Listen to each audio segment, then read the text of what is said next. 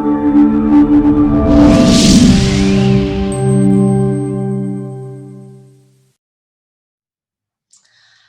everyone and welcome to Career Chats. Today I'm going to be talking to Brendan, who is an obstetrician and gynaecologist. So thank you, Brendan, for coming on and talking to us today. No bother, no bother. So I would like to start, Brendan, by maybe asking you about your current role. Could you just explain to everyone what you do and what's involved in the daily life of what you do? Okay, so yeah, my name is Brendan. I'm a registrar in obstetrics and gynaecology, and I work in Chelsea and Westminster Hospital in London. But I'm also a PhD student at the same time at Imperial College London. So both. So I work in the hospital site. So my job is kind of a blend of clinical work, where I work on the labour ward, and I deal specifically with women who are coming in labour or who are pregnant and having babies. So that's one aspect of my job. And then the other aspect of my job is I do lab-based research looking into the triggers of normal labour. And the reason that we're doing this research is because we want to figure out how and why women go into labour early. Okay, fascinating. So we were obviously talking before we came on that is that a heavy workload doing both? Yeah, so it is absolutely. So there's kind of pros and cons to it. I I'm kind of contracted for a 48-hour week, which is kind of more than you would normally do in kind of a normal 9 to 5 job. And I think anybody who is considering medicine as a career would be aware that you did have quite a demand on your time, in terms of hours at work. But the thing with doing a PhD is that you have to get it done. You have funding for a set number of years. So for me, that's 3 years, and you just have to get it done. So some days I can leave at 3, and other days I'm in at 7 and I leave at 11 o'clock at night. So it's completely unpredictable. From the research end of things. When it comes to the clinical work, it's a lot more straightforward. You work a 13-hour day, and that's what you work. You come in the morning and you meet the team who are on for the 12 or 13 hours before you come on, and they hand over to you, and then 12 or 13 hours later you hand over to another team. So it's very set in kind of start and finish, but they're long days. Okay, so let's talk about the clinical side of things for a minute. So it's a long day. What would you be typically doing in a 12 or 13-hour day? So my typical day starts at 8 a.m. I come in, I'd normally get in for about maybe 7:45 and get settled down, have my breakfast, and then we have handover, which generally would last for about half an hour. So we hear about all the women who have come into the unit and what stage they are in their delivery process. And of course, not everybody that we're looking after is actively giving birth. Some of them have already had babies, or some of them are pregnant and are sick with various things. So then we would do a ward round after that, which can take anywhere from half an hour to 2-3 hours. It depends on the amount of patients that we see.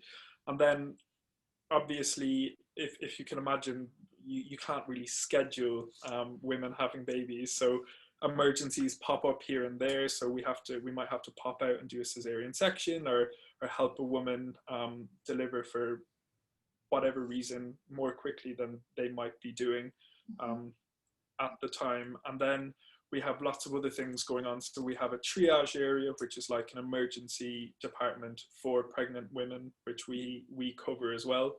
And we have women who are coming in for inductions of labour. So that means that we're recommending that the pregnancy end, and we induce the labour for these women. So that would happen normally anytime from 37 weeks to 40 weeks. And we see those women, and we talk to them about what they want out of their birth experience, and what we're going to recommend to them, and then we come up with a plan. And there's just emergencies peppered throughout the day that we have to deal with, but that's generally it.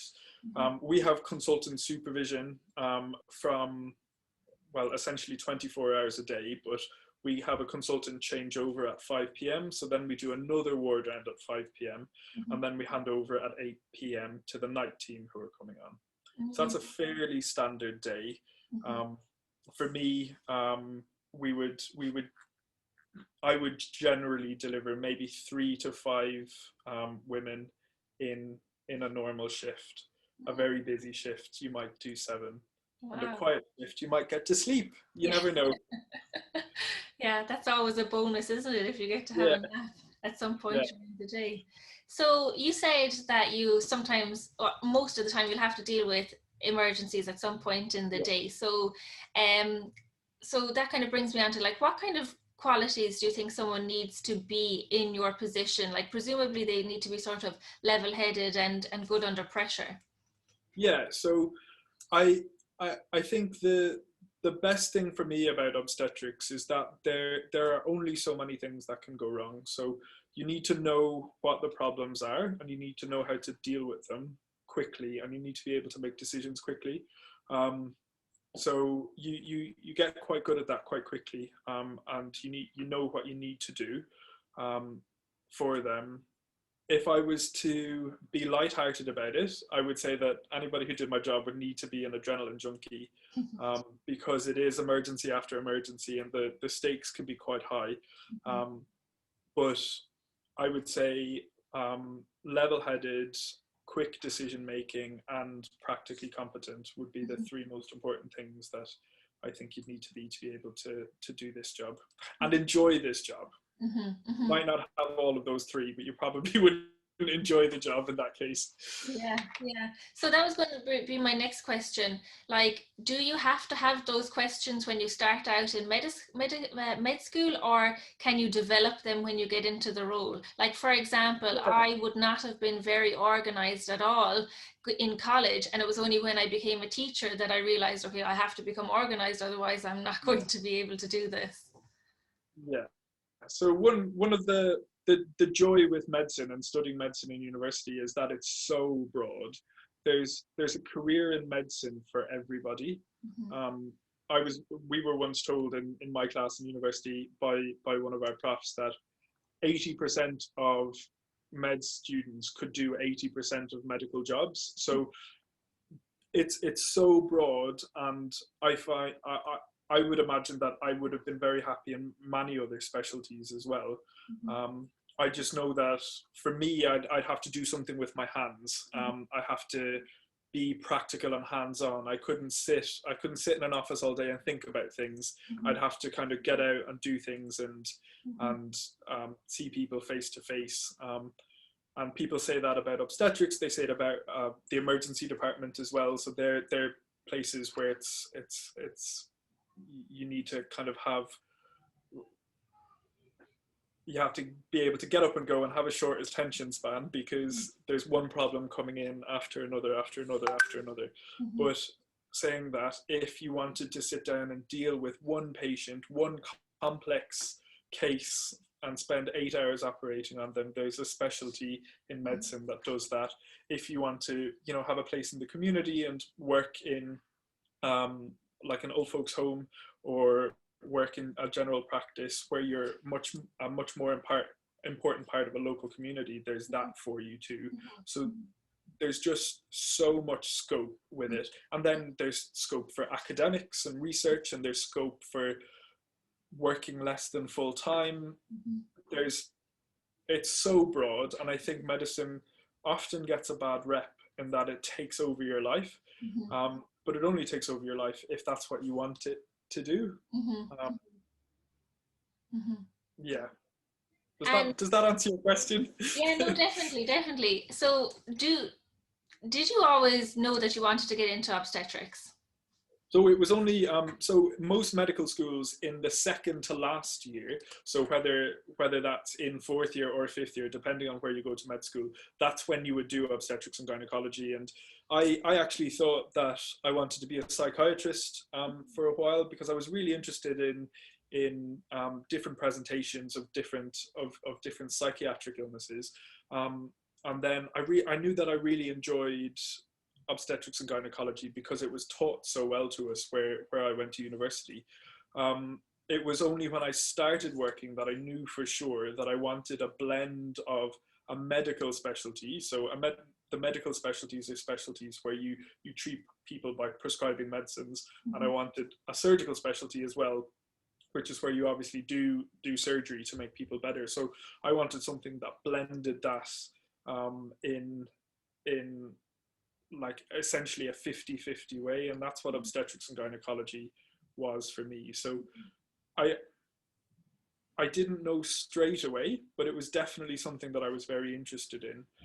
But as I said, I'd be very happy in many other specialties as well. It's not just a surgical specialty that's very hands-on. Gastroenterology, that involves scoping patients, so you're doing camera tests. Cardiology is very practical. Respiratory medicine is very practical. So although they're typically considered medical specialties, they do have a very hands-on element that other specialties that I wouldn't have been interested in don't have. Okay, wow, that's really interesting. I actually wasn't aware of that, and I think you put it really nicely, how there is, you know, a place for everybody regardless of their personality in medicine because it's so broad. Would you talk to us a little bit about the trajectory that's involved in, you know, becoming involved in obstetrics? So maybe start with your university career and then what happens next? Yeah, so as I said, you study obstetrics and gynecology as the clinical subject in your second to last year in med school. And then the first time you could get exposed to it is as either an intern. So in Ireland, your first year as a doctor is your intern year. And then after that, you apply for training in that. So an intern year is very general. You'll do rotations in specific jobs, and then after that you choose what you want to do, and you might want to take a couple of years out and locum. You might want to take a couple of years out and go traveling and get experience in other countries, but then after that you apply for basic specialty training in obstetrics and gynecology. Now, how that works is you're an SHO for a number of years, and then you apply to become a registrar, and then after that you apply to become an SBR, which is a specialist registrar, and that's the career trajectory that most people in Ireland would follow. When I graduated from med school, I actually I knew that I wanted to leave Ireland for a while. Just spread my wings in that very kind of Irish way.